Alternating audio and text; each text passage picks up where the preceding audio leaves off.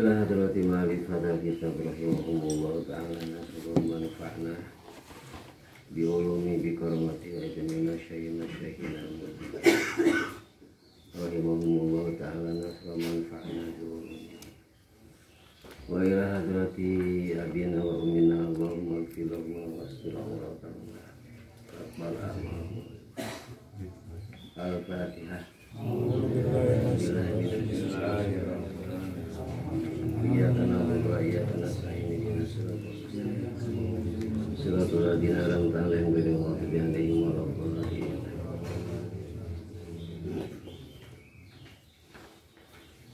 Bismillahirrahmanirrahim. Wakilah ya mustarokatun. Wakilah sareng dicaritakeun naon hiya hari itu segat if'al teh eta mustarokatun anu babarengan bainahuma antara itu wujub jeung nadbun wa tawaqqafa jeung tawakuf sapa al-Qadhi Abu Bakar al-Bakilani wa Ghazali sareng Imam Ghazali wa Amudi jeung Imam Amudi di hadina itu segat dimana lam yadru kalawan maksud ngerti itu sadayana Qadhi Ghazali Amudi ahyana segat eta hakikatun fi wujub amkin nabi atawa dina sunat ampihima atawa dina itu wujub jeung nadbun. Wakila ditaitakeun segat eta mustarokatun anu babarengan pihima dina itu wujub jeung nadbun wa fi ibahati jeung dina ibahah. Wakila ditaitakeun deui naon istirok ya di salah satu dina ieu tilu wa tahdid jeung tahdid. Wa fi muhtasor jeung eta tetep dina kitab Syarah Muhtasor qaulun ari hiji kaul buktina inah sesuna segate eta lil qadri mustarok baina salah satu antara nu tilu ai al itu fil pali tegasna izin diizinan dina dipigawena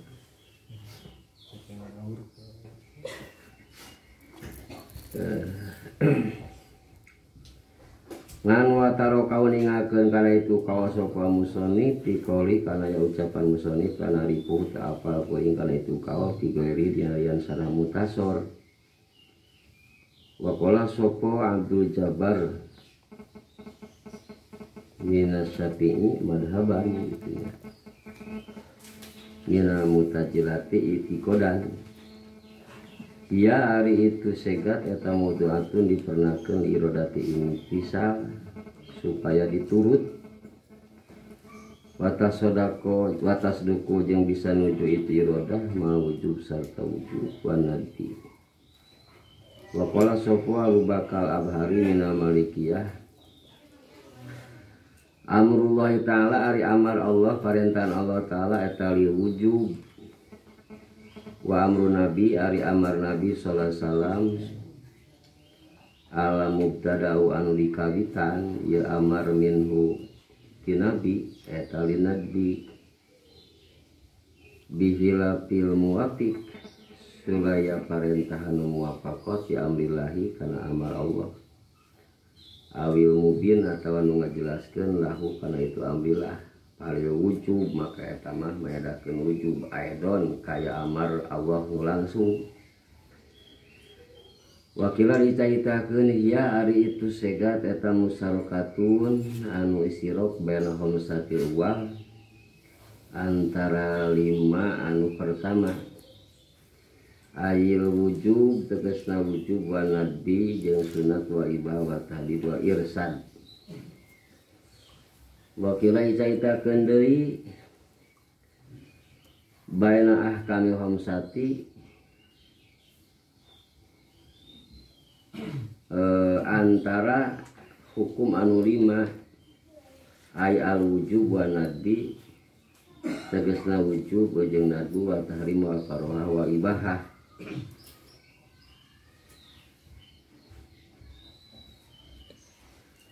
Wa mutai nutkeun kaum muhtar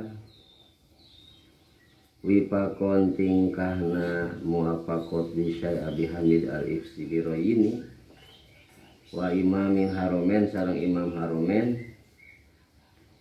inaha saestuna itu segat eta hakikatun hakikat kitolabi jajim dina tolab anu kukuh nu kuat lugotan cek lugot fala tahsamiru maka temika butuh itu segat takidahu kana ngaliran segat bi masyiah ku masyiah kayak insyaallah. Pain saudara maka lamun biji nu atalabu tolab biha kan itu segat minasare tisare awajaba maka nerapkeun naon suduruhu bijilna itu tolab min tisare alfilah kana kudu migawe bila pisuduri sulaya bijil itu tolab min gairihi tirian sare ilaman angin jama awajaba nu ngawajibkeun sapa huwa sare ka atau kana kudu taat turut kayeman wa hada ari kaum muhtar qala sapa musannif dina sarah muhtasor eta gairu qauli sabiq lain kau anu ti heula mana inaha nyatana saestuna itu segat eta hakikatun teu wujub syar'an li ana jajbat tolab kana saestuna kerasna tolab ala dari kanutkeun kawasabe eta syar'iun syara wa alada nurutkeun kaum mutar mah eta lugawiyun bangsa lugawi wasi pada tu wujub ari mahamna wujub alahi nurutkeun kaum mutar eta bitarkibi kusakumpulan minal lugat wa syar'i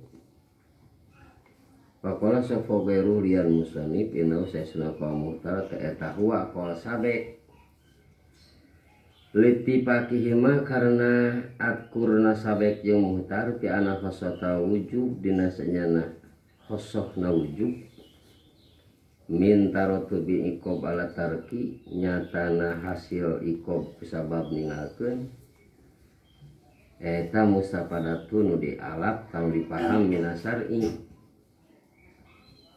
Fa'ala kuli kaulin jeung tepan masing-masing saban kaul hiya ari itu segat pi ghairi ma dinalian perkara dukiron geus ditutur ieu mah hidina itu kulu kaulin eta majajun majaj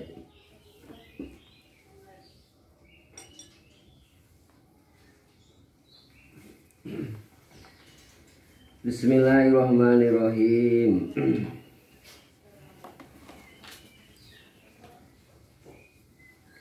Wakilah ya musarokatun bainahuma siksa kaudimah segat amate istirok antara wujub jeung nadbun. Ari istirok mah sadayana hakikat istirok teh hiji lapad loba maknana bari mana nu lopad teh dituduhkeun ku eta lapad sehingga lapad eta jadi wado karena setiap mana atau pati yang sebatna teh hakikatna jadi makna nu loba dituduhkeun ku hiji lapad atau dengan kata lain hiji wado hiji lapad diwadokeun ke mana anu loba sehingga jadi hakikatna sadayana ai kodil musarok mah tadi hakikatna mah hiji ngan teras hakikat kabeh ibentena. Jadi saursa kaum mah istirok dina wujub sareng nadbin upami istirok atuh ditibakeun kana wujub hakikatna ditibakeun kana nadbin oge hakikatna kaharti bisa gitu mangan beda ari ngomong mah pasti nu dikarepkeun hiji moal mungkin dua makna kecuali kebiasaan para politisi sok omonganna bersayap arah babari ngagilak di mana ditagih ngagilak pon itu sok hiji biasana kita kumargi ayeuna dimaksud mah hiji barangkeun ieu manana dua bari hakikat kabeh maka can puguh nu dimaksud kumargi kitu isirok mah kalebat mujmal malam ya tadi dilala tuhu can puguh can jelas naon anu dimaksud. Nah itu wujub atapi nadbun kumaha atuh nya tibakeun kana korena muayyinah korena nu nangtukeun kana salah sahijina makna nu dimaksud. Kahartos urangnya jalan gitu oge nu mawi wa tawaqqafa qadi wa Ghazali wa Amudi ieu nu tilu imam tawakkuf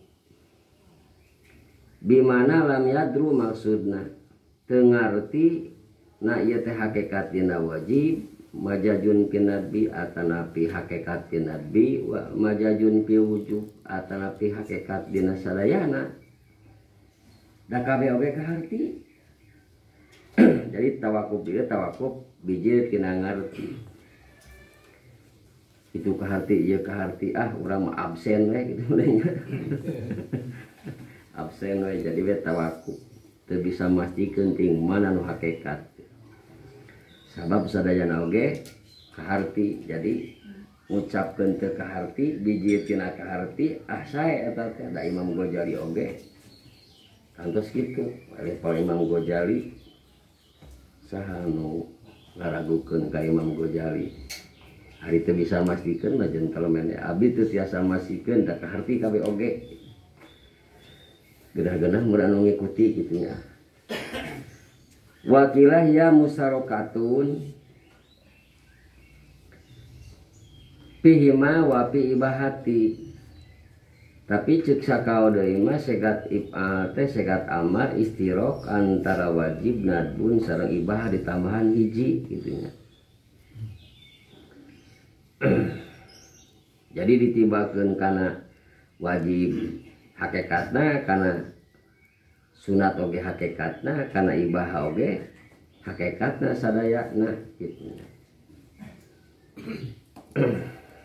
Gitu nya henteu tebih-tebih teuing da dina ibaha pan aya mutlaqul idni dina wajib dina sunat oge aya da sadayana oge aidnu fil fa'li wajib diijinan di pigawena sunat oge diijinan di pigawena ibaha oge diijinan di pigawena. Jadi jenisna ngarangkul kasadayana jadi tetebih teuing sangat dimengerti sok sanajan isirok mah saresna tiasa wae hiji lapat ditibakeun kana dua mana anu kontradiktif anu tanapi tiasa wae gitu. Padahal dua nate hakikatna gitu. Nya sapetos Qur'un saur sapalina Qur'un teh tuhrun saur sapalina deui Qur'un teh haidun hartosna teh hakikat dua nage bari haidun sareng turun teh kontradiktif tanapi moal bisa kumpul pisahin wahid moal aya hiji istri nya suci ongkoh nya head ongkoh mungkin sok sanajan istirok saselma kitu. Wakilah saur sakao deui mah pi hadis salasati wa tahdid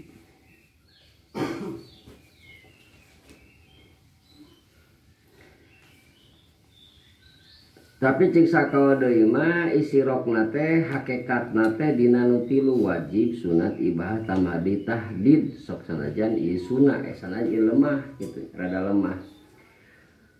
lemah teh margi da tahdid mah dina hakikat nyarek dina hakikat mah tahdid mah da upami dipigawetan teu dipikarido mulai hiji budak dicarek nyamperkeun sesuatu peke maneh kadinya kayaknya peke maneh kadinya marentah padahal kumaha sih nama nyarek sih nama. Tapi ayahnya tisabios-bios sanajan memang sulit dimengerti hiji lafaz dua mana anu tanapi gitunya numawi ieu kaote lemahna rada katinggal sabab ditibakeun kana tahdid anu tahdid mah hakikatna tolabut tarki sanes tolabul pali, pan amar mah tolabul pali, ari tahdid mah luarna bungkusna tolabul pali tapi eusina tolabul tarki. Sok sanoat kana prinsip nu tadi teu sawios-wios hiji istirok, lapan istirok ditibakeun kana dua mana anu tanah anu telak tidak aya memang tapi jalan-jalan gitu. Ya susah orang hartoskeunana kan dina eta oge dina risiko hukum gitu. Sadayana salah satakuru tapi netepkeun suci na ti tilu hedan aya dina tepan tilu kali sucian. Wa fil muhtasor ieu mah nurutkeun Imam Mahali sanes nurutkeun musannifna Imam Tajuddin Subki tapi nu nyarahan namihan deui gitunya penjelasan dina kitab muhtasor mah. Kitab muhtasor teh kagungan Ibnu Hajib gitunya. Muhtasorna upami eta teh disarahan ku Imam Tajuddin Subki jenenganana sarah muhtasor, asli nama muhtasor, sarah nama sebatnya sarah muhtasor. Salah sahiji rujukan musonif karena muhtasor Imam Ibnu Hajib pan musonif bareng ngarang Jamu Jawame teh 500 kitab usul fikih di mutolaah. Kan urang mah boro-boro 500 5 oge bawa teh gaduh kitabna. Ya mah 500 kitab usul fikih di mutolaah disimpelkeun nu dicanakeun ieu Jamu Jawame mah 100 kitab. Numah diringkeskeun deui numawi nya saur sapari guru mah kiai-kiai lumayan Jamu Jawabna mah caras ngampar kitu nya. Digalina ge rada eungap margi 100 kitab didedetkeun dina hiji kitab bari manana kedah kacanak sadayana bahasana sangat simpel manana luas anu tiasa disingkat mah disingkat tapi nu tiasa disingkat mah tiasa disingkatnya disayana sepatos nataan jalmi-jalmi karena nataan jenengan jalmi mah moal tiasa disingkat gitu. Mawi di dieu tetep ngabring Al-Qadi wal Ghazali wa Amudi disebat we da upami teu kitu mah kapaham saha-sahana. Tah dina kitab Muhtasor karangan Ibnu Hajib nu musannif nyalira oge nyarahan aya hiji pendapat anaha lil qadhi mustarok baina salasati segat amar teh istirok baina salasati antara anu tilu. Naon nu tilu teh wujub nadbun ibahah. Upami qadhi mustarok mah hakikatna mah hiji benten sareng istirok mah hakikatna sadayana. Qadhi mustarok mah hakikatna hiji ngan ditibakeun kanu mana bae tetep eta teh hakikatna.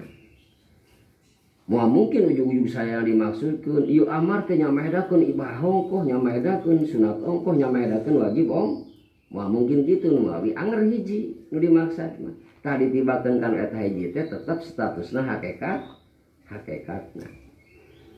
Moal mungkin kan nya hiji amar tadi teh dina hiji ucapan pasti nu dimaksudkeun mah hiji moal sadayana nya upami amar hiji dimaksud mana ibah atanapi sunat atanapi wujub upami salat kama mungkin nya ibah ongkoh nya naon nya ina wajib ongkoh nya sunat ongkoh nya upami misalkan ditibah salat ditibakeun kana duhur nu pasti upami teh kama mungkin duhurnya wajib nya sunat nya ibah moal mungkin panari amar mah bisa dipaham upami teh aya muta'alakna berarti kada puguh muta'alakna nya muta'alakna teh nu digantungan ku eta amar upami idrib mah muta'alakna teh dorbun gitu nya. Janten saudina sarah dina muhtasor aya hiji pendapat qadhi musarokna teh sanes dina wujub sareng sunat tapi ditambahan deui wujub sunat sareng ibahah gitu. Ai al idnu fil fa'li tegasna diijinan dina dipigawena ieu teh kan aya mana nu diambil tina nu tilu teh upami hartikeun lugawi makan kudu musarok teh ukuran anu reurejengan ditibakeun ka ditu ka dieu aya tah ieu teh idnu al idnu fil fa'li. Upami hartikeun lugawi heula kudu musarok teh ukuran anu reurejengan ditibakeun ka ditu aya ka dieu aya eta ukuran teh, tapi dina bahasa istilah mah hakikatna hiji ngan teras hakikat kabeh. Tamana ukuran reurejengan teh idnu fil fa'li. Usina teh dayakin dina wajib aidnu fil fa'li, dina nadbun oge aidnu fil fa'li, dina ibah oge aidnu fil fa'li. Sadayana ge diijinan di pigawena. Beda teh ku hosohna atanapi ku pasal qoribna. Aya nu diijinan teu meunang henteu pan. Berisiko aya nu diijinan ge meunang oge ditinggalkeun, aya oge anu tahir. Aibah mah pantahir aya tahir mah kumakarep tahir oge kumakarep mukalaf tetep di pigawena diijinan. Ngan pedah wa talqahu musonib ku musonib teu ditutur dina ieu jamu jawame dan nu aya oge neme kengeng sarahna Imam Mahali tawafi muhtasar. Naon margina? Margi saur ayeuna musonib lanarifu fi goirihi kuring teu apa pendapat eta di salian muhtasar. Jadi aya teh mung hiji-hijina dina kitab muhtasar. Kusakieu ge berarti kauninga musonib ngajejelkeun kana jamu jawab teh sanes kaol ecek-ecek. Upami referensi kitab nama sanes hiji da bukti aya hiji kitab teh dilebetkeun ka dieu. Kukuring cek musonib teu diasupkeun dina jamu jawame da ayana mung dina kitab sarah dina kitab muhtasar wungkul teu aya dina kitab seje. Berarti tiasa oge isarah kana doibna kirang pendukungna. Moy mau diasupkeun dina ieu jamu jawame da aya oge meunang sarehna Imam Mahali. Wa qala Abdul Jabbar mina mutajilah titikodan patekadana hiya mawdu'atun li iradatu imtisal.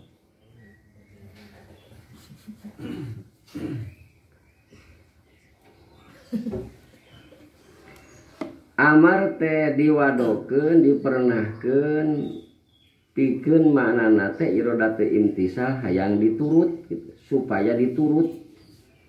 Malah sausapalina pan naon nu jadi pokok tina parehantaan teh imtisalna sanes bukti pagaweanana tapi imtisalna turutna. Jadi asa tos aya imtisal hek tidak memungkinkan dipigawe tetep tos ngalaksanakeun wajib mu aya risiko sanksi ti Allah taala. Tasaur ana Abdul Jabbar segat amar teh diwadokeun diperenakeun keur makna iradatu imtisal supaya diturut.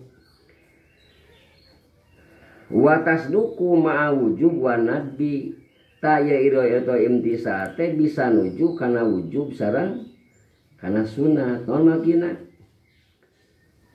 Sabab amar teh pan hartosna teh nya tolab. Tolab teh naon merdih. Ari tolak pasti hayang diturut. Ta'inu hayang diturut teh nya nuju kana wujub sareng sunat. Jadikeun ari wujub mah hayang diturut pasti. Nadbun oge hayang diturut pasti. Lumawi teu kengeng nadbun dihartikeun daek pigaweheun henteu kajeun. Da yakin hayang diturut. Ka Allah marentahkeun sunat teh berarti hayang diturut. Allah marentahkeun umpamana netepan dua teh berarti hayang diturut. Salat duha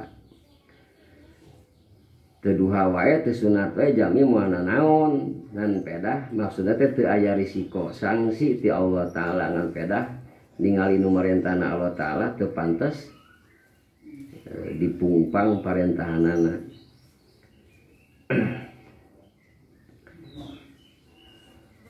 Wa qala Abu Bakar Abari minal Malikiyah amrullah ta'ala li wujub mah jadi perinci. Upama segat amar teh parentahan teh pijeunna ti Allah taala eta mah maedakeun kana naon kana wajib eta. Tapi upama amar teh bijieuna ti nabi maka eta mah maedakeun kana sunat.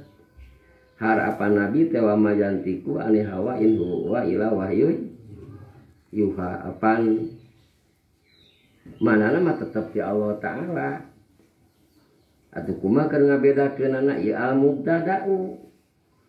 Amar biji ti nabi nu dikawitan ti nabi kaya ning hasi ijtihadna Kangjeng nabi, upama didasarkeun kana pendapat yen Kangjeng nabi ijtihad.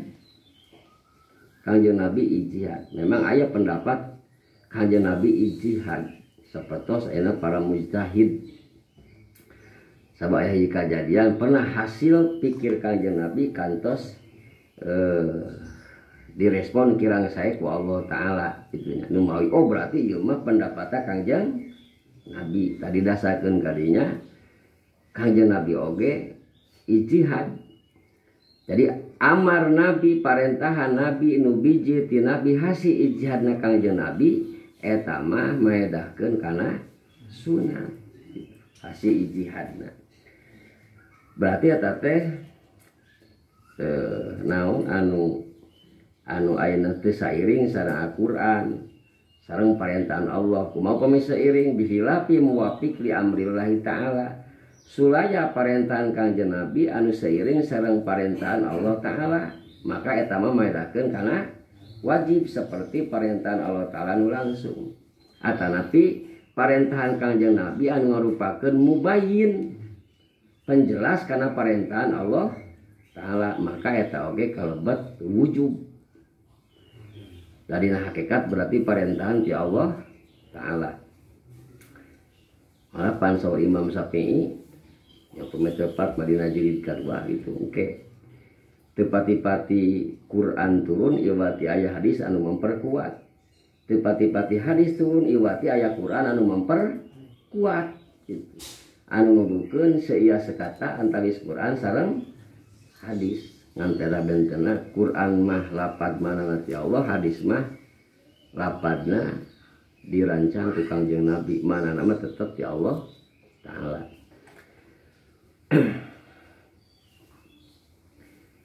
Jadi ri ame al-muwafiq awil mubayyin teh upami eta mah eta teh henteu tanapi al-muwafiq al-mubayyin teh kan dihilapi muwafiq awil mubayyin seolah-olah tiasa eta-eta kene nu muwafiq teh anu mubayyin teh kitu nya. Magi upami ninggal kaditu teu pati-pati lungsur ayat Quran iwati aya hadis sunnah Nabi anu memperkuat teu patos-patos aya lungsur sunat Nabi iwati aya Quran anu memperkuat upami ninggal kadinya berarti anu muwafiq teh anu mubayyin teh di sanajan bahasana awo tapi awo teh awo sanes awali tahir tapi awo ya maedakeun kana maniatu hulu tiasa kumpulna nya jadi muwafiq nya muwafiq ongkoh nya mubayyin ongkoh gitu.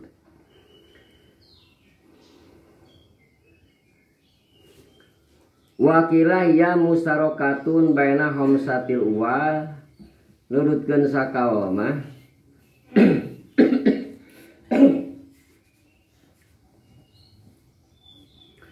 segat amar teh istirok antara nu lima pertama.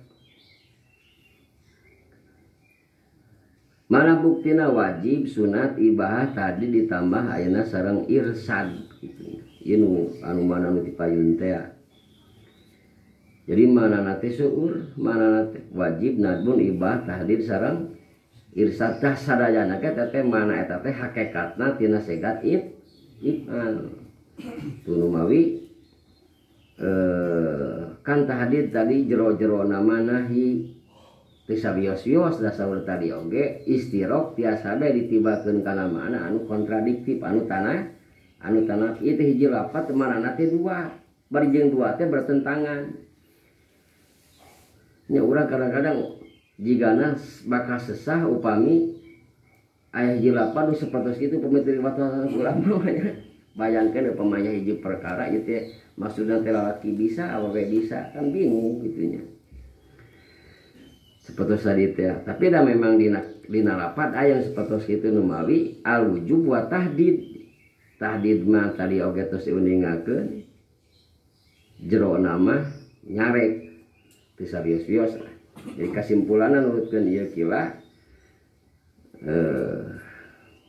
lapad segat amar teh istirok dina 5 makna wajib nadbun ibah tadid irsad. Jadi dihatibakeun kana wajib hakikatna, ditibakeun kana nadbun hakikatna, kana ibah kana tadid kana irsad ke eta teh tetep hakikatna sadayana.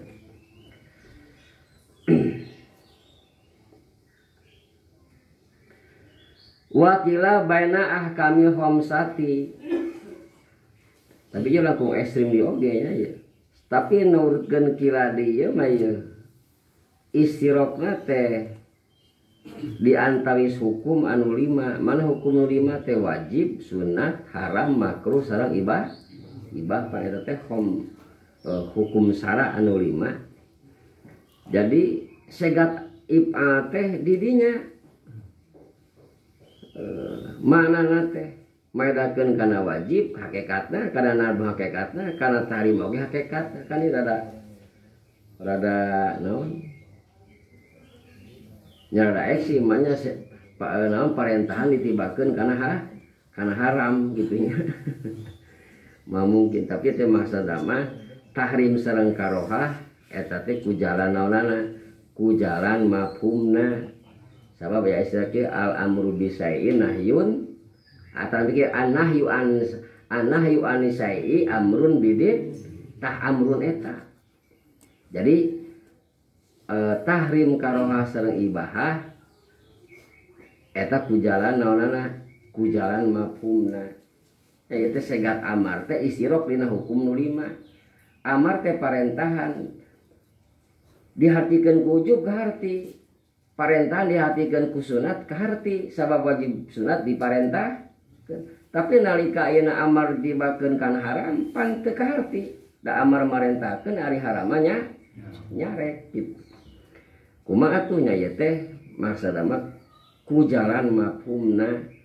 Sabab aya keterangan annahyu anisai amrun bididihi marentahkeun ngalarang tina hiji perkara eta teh sami sareng marentahkeun kana lalawananana. Lalawana bari naon we, lalawana nu penting mah matak teu matak tiba kana barang nu dicarek kitu nya. Aidid mah tiasa seueur did mah beda sareng nakid. Yang mau dijami misalkan dilarang zina nguseup we, tah nguseup teh tiasa didna naon? Didna zina, upami nguseup tiasa ngahindar tina zina, tiasa didna, aidid mah tiasa seueur.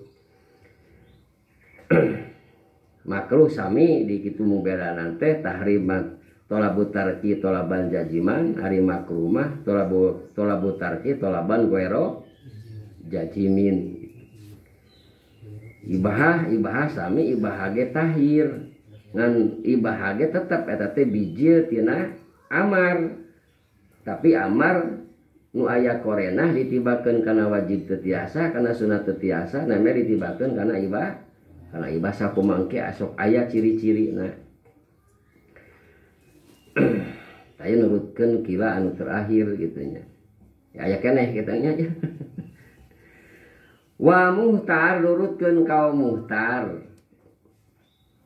Wipakon li Syai Abi Hamid al-Isfirayini wa Imamil Haramain segat amar teh hakikatun fi talabil jajim. Segat amar teh hakikatna dina tolab anu keras ceuk logat gitu nya.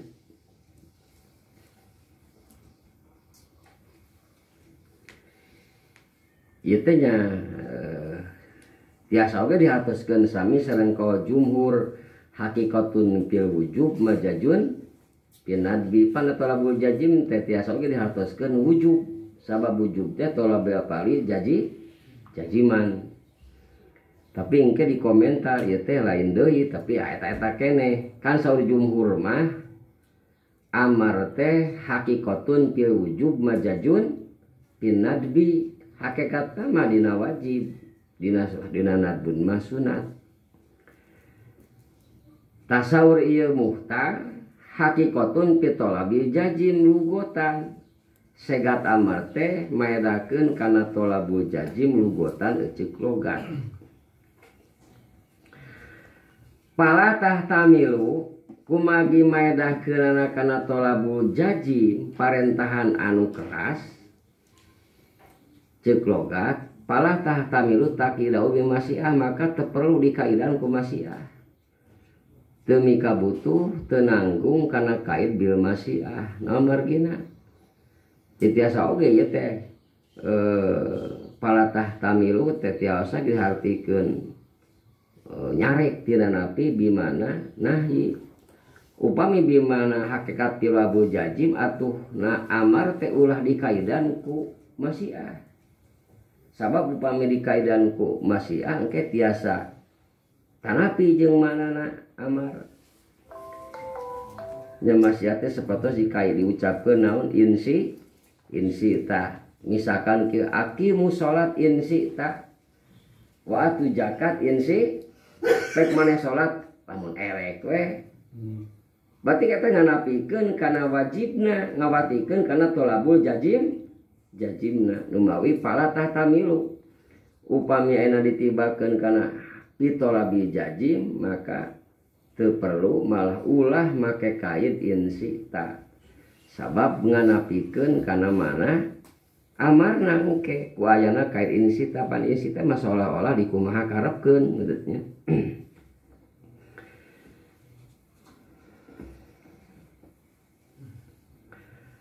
Pain sodaro tolab biha minasare aujaba suduruhu alpila bila pisudurihi min ghairihi.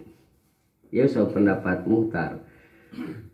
Mun tolab teh nu biji tina segat teh bijina ti sare mode nu marentahkeunana Allah taala maka nerapkeun ku bijina teh nerapkeun kana kudu dipigawena.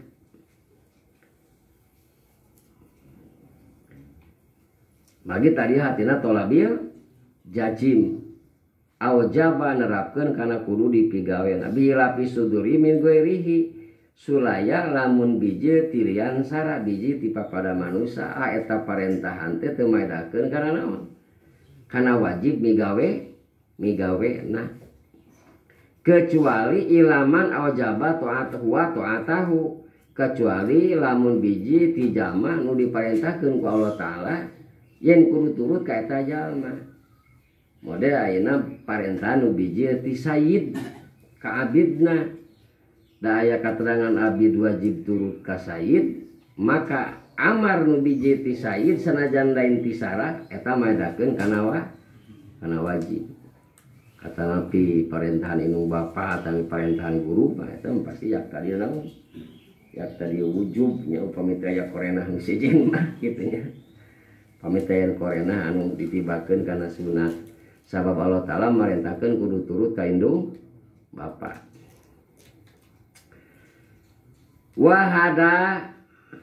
Wahada ieu kaum muhtar metea yen hakikat amar teh pitolabil jajim qala musonif saur musonif dina sarah muhtasor. Tu tadi mah muhtasor mah dina sarah ya teh upami ayeuna aya qola dina jamu jawame aya qola pailna teh musonif heug didohirkeun mode di dieu qolal musonif maka ayana teh dina sarah muhtasor ayana teh upami ayeuna qola wungkul pailna ku isim domir ta eta mah bercecer dina kitab-kitab usul pikir nu sanes mungkin dina 100 kitab teh anu tadi bingung orang milarina ke mana gitu nya.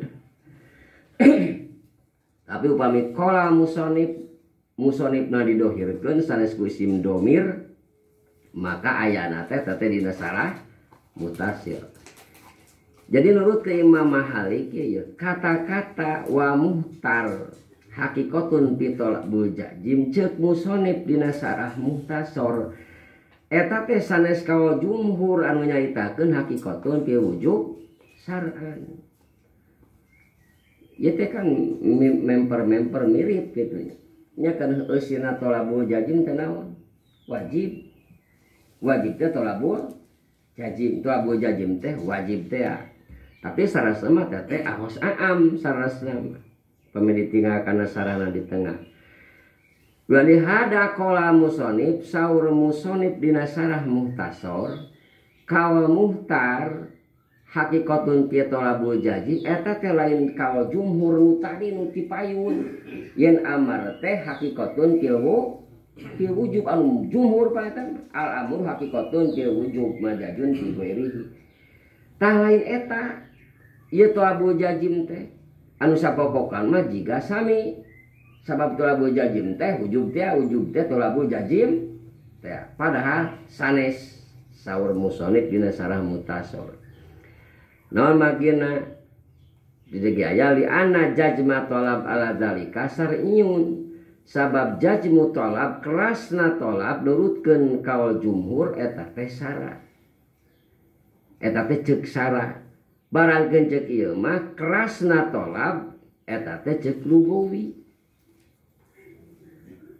nganti mana ayeuna ngaran wujub pancan teu sakur-sakur keras tolab kedah dihartikeun kana wujub kan dina nahyi oge sarua eta teh tolabul jajim ngan peda jajimna jajim pitarki upami ana jajmu tolab dipaham tina lugawi ceuk kaul ieu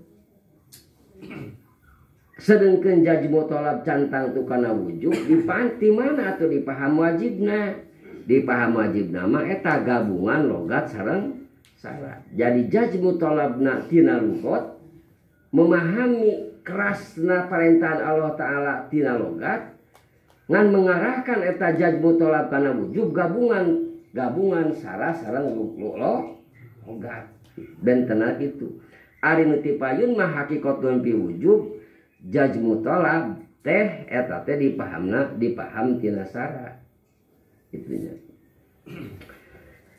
wujubna oge dipaham tina syarat janten benten malah dina sarana aya dua permasalahan anu mata kabentenkeun dan ieu hakikatun pieu tolabul jajim teh sanes pendapat tadi jumhur hakikatun pieu wujub sabab upami sami banyak entos hijikeun tong dibeda-beda karena kitab dari kitu-kitu kene mah kitunya lumawi dipisahkeun magi aya silang pendapat wa qala ghairuhu tapi nurutkeun salian musonib mah kaul jumhur sareng kaul muhtar ieu kaul nu netepkeun hakikatun fi wujub sareng kaul hakikatun fi tolabul jajim eta kene naon magina sudut pandangna litipakihi ma fi ana khosota wujub min tarotibi iqab ala tarki mustafadun minasar'i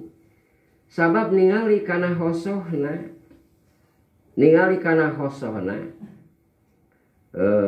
khosote nya sifat nu tiasa ngabedakeun hiji mahyah tinu anu sanesna wujub teh ngagaduhan pasal qorib ari pasal qorib nama tolabul pali tolaban gueroja atau upami terdefinisi satu sebagai al idnu pil pali al mumtani minat tarki al idnu pil pali diizinan dipigawena al mumtani minat tarki dilarang ditinggalkeun ta eta teh pasal qorib pasal qorib teh nu ngajiwaragakeun kana hiji mahiyah upami teu aya eta teu aya we wujub teh sapertos ayeuna dohi sapertos naon natik ngajiwaragakeun ka manusia mun manusia teu natik teu aya we manusana teh ieu mah hoso aya hoso mah sifat anu tertentu kana hiji mahiyah sehingga tiasa ngabedakeun hiji mahiyah tinu sanesna sapertos dohik nya contoh dina mantek dohik tiasa ngabedakeun kana insan saengga beda insan jeung kuda ku aya naon dohik beda di jeung kunti bumate amanya sanajan kunti sok seri itu cek kurang berarti cek bayana mah ceurik gitu nya dai dohik mah spesial naon insan dohik mah sok seri hanas ena nu ngadenge urang ngopi sok ngoping jiga nu seri teuing seuri teuing naon mehna mah mata kalau ujug-ujug ngiluan seuri gitu antep nah ini khosot wujub mana buktina tarotu fi iqab ala tarki da katos kurang memang pasal qorib nama amumtani min tarki khosoh nama tarotu bil iqab ala tarki khosoh nama jadi ieu ningali kana khosohna sami badet tolabul jajim khosoh nama parentahan nu keras berarti gambaranna parentahan nu keras mah lamun teu bakal disiksa ayeuna tolabul pali amumtani min tarki amumtani tarki dilarang ditinggalkeun berarti lamun ditinggalkeun berisiko disiksa dua nana oge sami khosoh nama bakal hasil siksa kusabab ditinggalkeun nana tina tolabu jajim tina aina wujub khosohna sami geus we kawal jumur teh kawal mutar-mutar keneh jadi nya itu paling tengah biasalah hiji rupa lamun sudut pandang motret mati mana hasilnya sok beda-beda pendapat jami objekna sami masana eta keneh tapi hasil akhirna pendapatna sok beda mungkin beda sudut pandang mun motor teh mah motor jelema aya ti hareup anu ti tukang jelema eta keneh pasti hasilna kumaha beda padahal eusina mah jaen keneh eusina mata teu aneh lah pemengos jamu mah mayunan jami anu rupa-rupa pendapat beda dina jamu ge saabreg-abreg pendapat